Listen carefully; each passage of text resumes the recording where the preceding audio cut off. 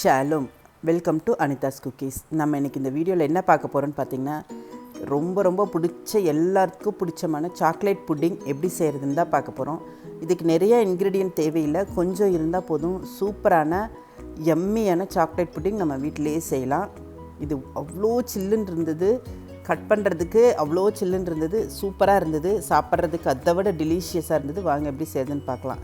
அதுக்கு ஒரு மிக்சிங் பவுலில் 85 கிராம் சாக்லேட் பவுடர் உங்களுக்கு எந்த பிராண்டாக இருந்தாலும், நம்ம பாலில் கலந்து குடிப்போம்ல, எந்த பிராண்டாக இருந்தாலும் ஓகே. ஆனால் சாக்லேட் பவுடர் எடுத்துக்கோங்க. இதை எடுத்துகிட்டு ஒரு தடவை சலிச்சுக்கோங்க, அதில் இருக்கிற லம்ஸ் எல்லாம் எடுத்துடணும். அதுக்கப்புறம் அதையை 480 ml மில்க், இது காய்ச்சாத பால் தான் விட்டுருக்கேன், 450 ml மில்க் எடுத்துக்கணும்.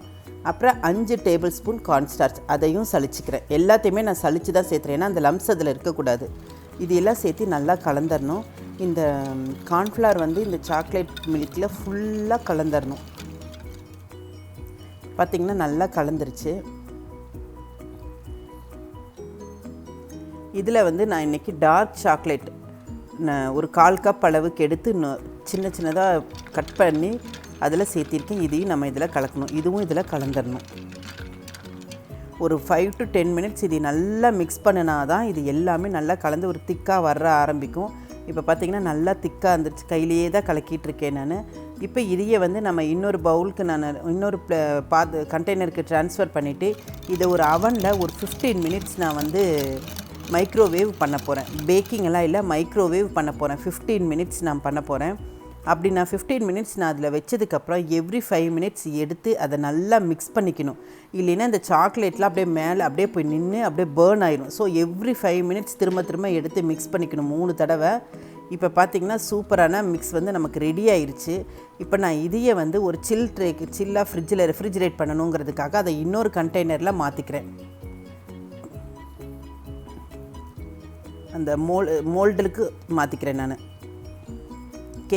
கேக் டின் மோல்டுக்கு மாற்றிட்டு அதை நல்லா ஷேப் பண்ணிக்கிறேன். ஷேப் பண்ணிவிட்டு மினிமம் 5 hours நம்ம ரெஃப்ரிஜரேட் பண்ணணும். ஃப்ரீசரில் வைக்கக்கூடாது, ரெஃப்ரிஜரேட் தான் பண்ணணும்.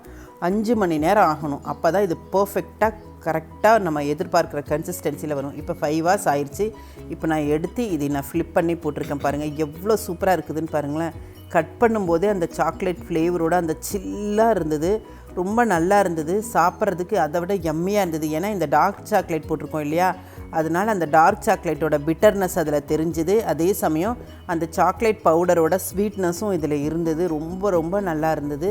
ஒரு டிஃப்ரெண்ட் டெக்ஸ்சரில் இது ரொம்ப நல்லா இருந்துச்சு சாப்பிட்றதுக்கு. நம்ம இது எவ்வளோ தேவையோ அந்தளவுக்கு மட்டும் எடுத்து பவுலில் போட்டு இது இம்மீடியட்டாக ஃப்ரிட்ஜில் வச்சிடணும். இல்லைன்னா இது மெல்ட் ஆகிட்டே இருக்கும். இது 5 to 7 days நம்ம ஃப்ரிட்ஜில் வச்சு சாப்பிட்லாம். ரொம்ப நல்லாயிருக்கும். இது நாங்கள் எல்லாருமே விரும்பி சாப்பிட்டோம். ரொம்ப டேஸ்ட்டாகவும் இருந்தது, டெலிஷியஸாகவும் இருந்தது. இது சாக்லேட் பிடிக்கிறவங்களுக்கு டெஃபினட்டாக இந்த சாக்லேட் புட்டிங் கண்டிப்பாக பிடிக்கும்.